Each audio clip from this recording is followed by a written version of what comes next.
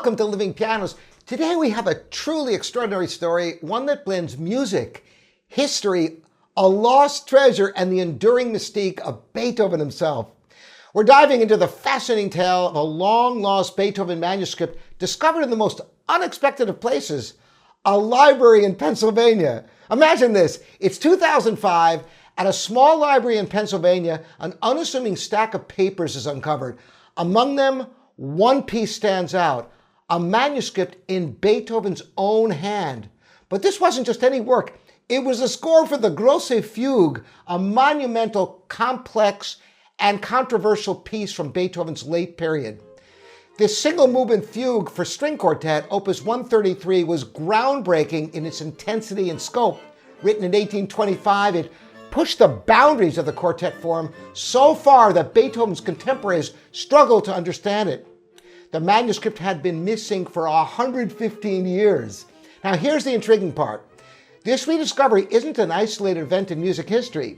Just like this Beethoven manuscript, there have been other monumental finds. For instance, later in this video, I'll reveal another huge discovery, another major find from a different composer that you won't believe. But back to the Grosse Fugue. How does a manuscript like this, a direct connection to Beethoven's genius, get lost for centuries? The mystery deepens when we learn that this wasn't just a working draft. This was a complete final manuscript, presumed missing for generations. It's a four-hand piano version of his Opus 133 string quartet finale. Experts believe that the document somehow made its way to the United States through a private collection.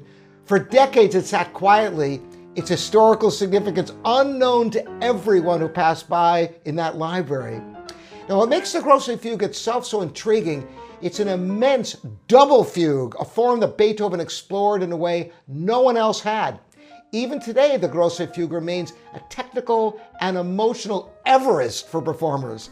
Back in the 19th century, it was so avant-garde that Beethoven's publisher suggested replacing it as the final movement of his string quartet in B-flat major Opus 130 to avoid alienating audiences. And yet, here it was, one of the most challenging pieces Beethoven ever wrote, sitting unnoticed in a small American library.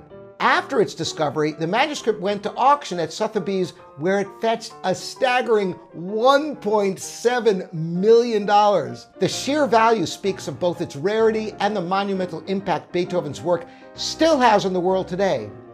The rediscovery of such a piece is more than just a historical footnote. It's a reminder of how much more we still have to learn about the great composers, and how their music continues to resonate even centuries after it was written. But this isn't the only story of rediscovery in music history. Johann Sebastian Bach experienced a similar posthumous revival. After Bach's death in 1750, much of his music was forgotten. In fact, only about half of Bach's music is known to have survived to this day. At the end of Bach's life, his reputation faded. In fact, his sons were more popular musicians than he was. Then in 1829, the great composer Felix Mendelssohn revived interest in Bach's works. He was music director in the same church where Bach had worked in Leipzig, Germany. He uncovered a staggering number of works of Bach hidden away in the church. He breathed new life into Bach's legacy by staging a performance of Bach's St. Matthew's Passion and revived the interest in one of the greatest compositions to have ever lived. So, what do you think? What other musical treasures might still be waiting to be discovered, hiding in plain sight? If you like these videos, you can subscribe to more incredible stories from the world of music. Thanks for watching. I'm Robert Estrin, and looking forward to seeing you next time here at livingpianos.com, your online piano store.